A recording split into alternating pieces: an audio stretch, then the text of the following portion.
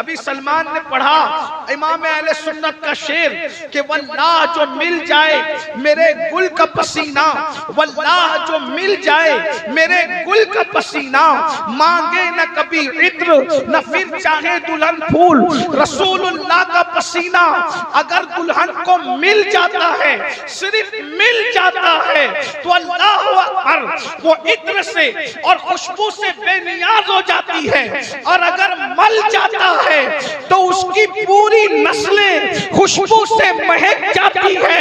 نبی کا پسینہ اتنا عظیم ہے تو جس کو نبی کے جگر کا ٹکڑا ہونے کا شرف ہو، اس سیدہ فاطمہ الزہرا کی شان اور عظمت کا عالم کیا ہوگا۔ کھیری والوں، مولا مشکل کشا کی شان کو یوں سمجھو کہ اللہ اکبر، سیدہ کے ساتھ جو نکاح ہوا ہے، فاروق اعظم نے بہت بڑی بات کہی ہے، اس لیے کہ یہ بات فاروق اعظم ہی کہہ سکتے ہیں۔ وجہ یہ ہے جیسی بیٹی ہوتی ہے ویسا داماد چنا جاتا ہے۔ آپ کے گھر میں اگر کوئی رشتہ لے کر کے آئے اور آپ کی بیٹی ڈاکٹر ہو تو کیا تم کسی سبزی بیچنے والوں کے ساتھ رشتہ کرو گے؟ اگر آپ کی بیٹی پی ایچ ڈی ہو تو کیا کسی کسان کے ساتھ نکاح کرو گے؟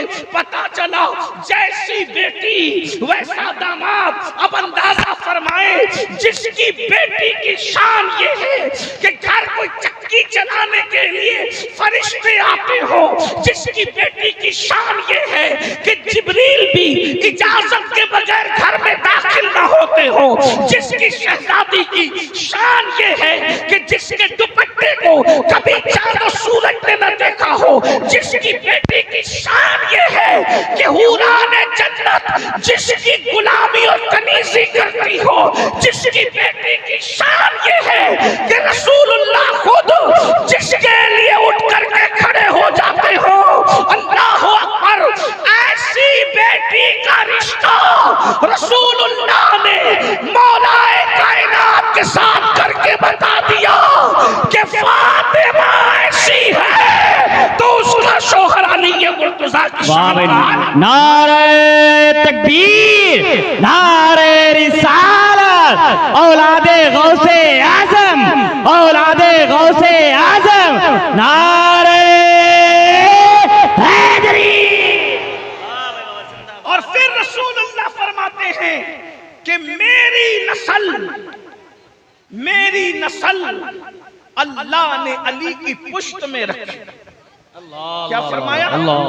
میری نسل اللہ نے علی کی پشت میں، فرمایا سب کی نسل اس کی اپنی پشت میں ہوتی ہے، اور میری نسل کو اللہ نے علی کی پشت میں رکھا۔ مطلب کیا؟ نبی کی نسل پشت علی میں ہے۔ اگر آپ کی توجہ میری طرف ہے تو بہت قیمتی جملہ آپ کے ذہن میں، رسول اللہ کی نسل مولا کائنات کی پشت میں، ایک بیٹا نہیں، دو بیٹے نہیں، تین بیٹے نہیں، امام حسن سے لے کر امام مہدی تک جس کی قرارگاہ علی کی پشت ہو، ایک علی، ایک مولا علی، اتنے نبی کے بچوں کو اپنی پشت پر لے کر پھر رہے ہیں۔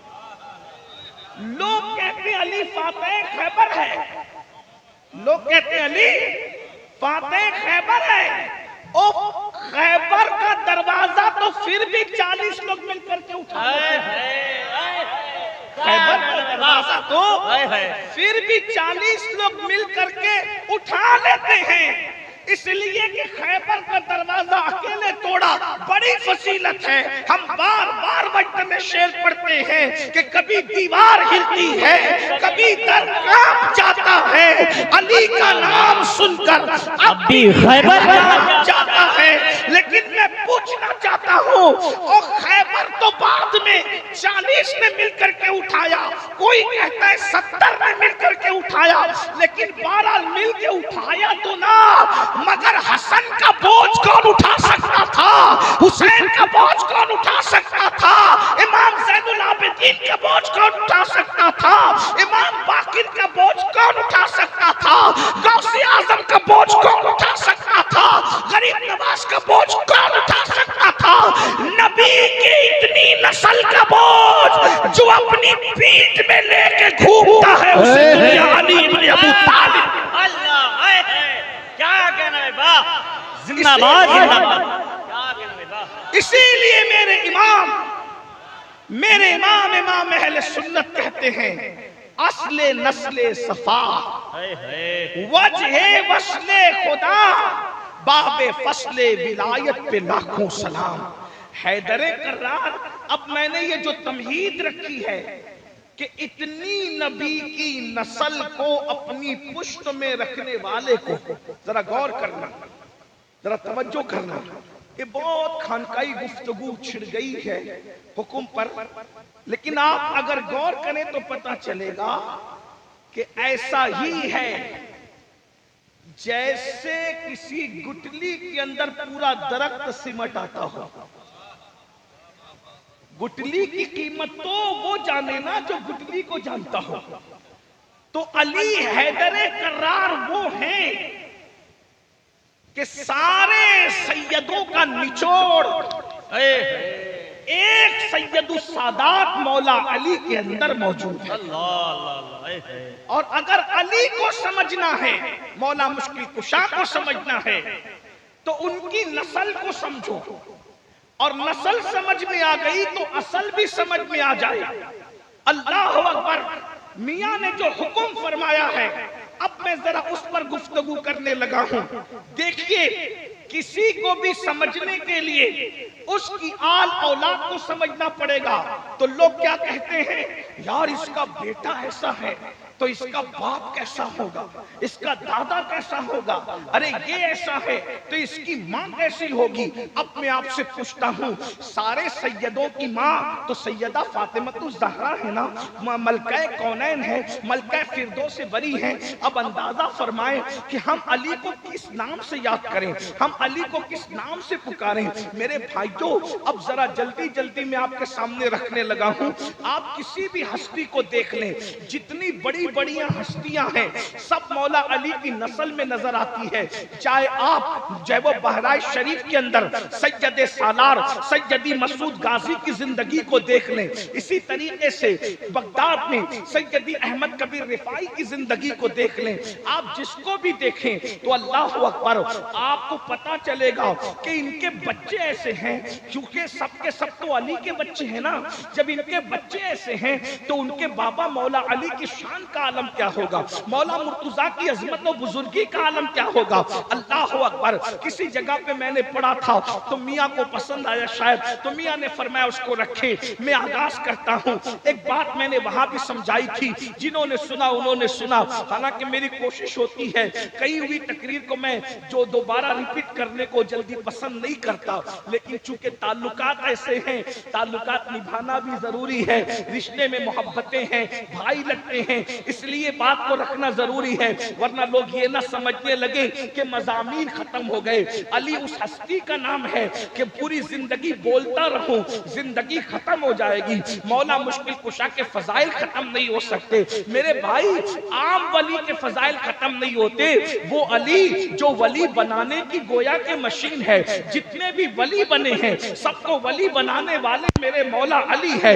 جب ولی اتنے عظیم ہے تو علی کتنے عظیم ہوں گے۔ میرے آقا علیہ السلام کے پیارے دیوانوں، تو میں آپ کے سامنے بات رکھ رہا ہوں، بہت جلدی سے اپنی بات کو سمیٹ لوں گا۔ میں احساس کر رہا ہوں کہ یقیناً کھیری کا مجمع جو ہے رات زیادہ ہونے کی وجہ سے تھک گیا ہے۔ میاں نے مجھے بتایا تھا 12:30 کے بعد ہمارے ہاں کوئی سنتا نہیں ہے، لیکن میں دیکھ رہا ہوں کہ مولا علی کے نام پر 12:30 کے بعد بھی لوگ بیٹھے ہوئے ہیں، اور مجھے ایسا لگتا ہے یہ علی کے غلام ہیں، ان کو جتنی دیر تک بٹھائے رکھا جائیے بیٹھیں گے، لیکن بہرحال میں بہت دیر تک آپ کو نہیں بٹھاؤں گا، امتحان میں نہیں رکھوں گا، آزمائش میں نہیں رکھوں گا، جلدی جلدی سے پڑھتا ہوں، میں آغاز کرنے لگا ہوں آپ کے سامنے۔ چلیے اللہ اکبر۔ ایک محاورہ دنیا کہتی ہے، محاورہ دنیا کہتی ہے یار یہ اس کا بچہ ہے اور یہ اس کا باپ ہے، یہ اس کا استاد ہے، یہ اس کا شاگرد ہے، یہ اس کا پیر ہے۔ مثال کے طور پر کبھی آپ کسی کی تقریر اچھی سن لیں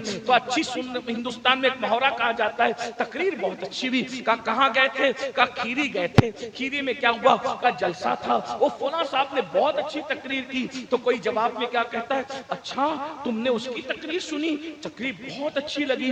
کہا ارے تو نے تو فلاں کو سنا نا، ابھی تو نے فلاں کو نہیں سنا، وہ تو تقریر میں اس کا بھی باپ ہے باپ۔ تو آدمی کو اندازہ ہوتا ہے کہ یار وہ کتنا بڑا ہوگا، کتنا عظیم ہوگا۔ ایسے مقرر کا اس کو باپ کہہ دینا، وہ تو سیاست میں فلاں کو جانتا ہے، ارے تو فلاں کو نہیں جانتا، وہ تو اس کا بھی باپ ہے باپ۔ اس طریقے سے محاورہ کہتے ہیں کہ نہیں کہتے؟ وہ فلاں شاعر ہے، وہ بہت بڑا شاعر ہے، ارے وہ اس کا بھی باپ ہے باپ۔ حالانکہ وہ باپ نہیں ہوتا، وہ باپ نہیں ہوتا، لیکن اس سے بڑا بتانے کے لیے کہتے ہیں کہ وہ اس کا بھی باپ ہے باپ۔ مثال کے طور پہ کوئی کہے یار عبداللہ کی تو نے نعت خوانی سنی؟ کہاں سنی؟ بہت اچھا پڑھتا ہے۔ سلمان کو سنا؟ وہ تو اس کا بھی باپ ہے۔ سلطان کو سنا؟ وہ تو اس کا بھی باپ ہے۔ وہ فلاں ناظم کو سنا؟ بہت اچھی نظامت کرتا ہے۔ کہاں بہت اچھی نظامت کرتا ہے۔ ذیشان کو سنا؟ وہ تو اس کا بھی باپ ہے۔ یعنی کہ آدمی بڑا بتانے کے لیے کہتا ہے اس کا باپ ہے باپ، لیکن حقیقت میں باپ نہیں ہوتا۔ مگر یہ ہو کہ اگر حقیقت میں باپ بھی ہو تو پھر سونے پہ سہاگا۔ اب ہم مولا علی کو کس نظریے سے دیکھتے ہیں؟ لوگ کہتے ہیں سنی علی کو بیان نہیں کرتے، میں نے کہا جیسا سنی بیان کرتے ہیں ویسے کسی کا باپ بھی بیان نہیں کر سکتا۔